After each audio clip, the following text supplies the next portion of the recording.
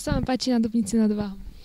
Tak v podstate to, že to nie je úplne veľké mesto a mne to momentálne vyhovuje, nakoľko som na materskej dovolenke, takže všetko mám vlastne tak po ruke, či už polikliniku, rovno do obchodu môžem ísť takzvané v papučkách, takže asi toto je pre mňa taká najväčšia výhoda. Čo sa vám nepáči na Dubnici?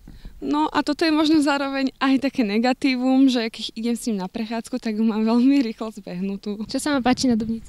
Zeleň a úprava terénu. Niekde. A čo sa vám tu nepáči? Že je tu veľa krčiem a je tu hluk nočný. Čo sa vám páči na Dubnici nad Váhom? Dobrý deň, no páči sa mi, že sa rozrastá, že sa nejak upravuje alebo čo. A stavajú sa aj paneláky pre ľudí, aby mali kde bývať a tak všeobecne. A čo sa vám tu nepáči? No nepáči sa mi napríklad, že je nevyužitá zeleň, ktorá je zbytočne teda, napríklad na Centrume 1, parkujú ľudia, nemajú kde parkovať, tak parkujú na chodníkoch, potom sa papuče dávajú a nevyužitý priestor, proste je to o ničom. Čo sa vám páči na Dubnici nad Váhom?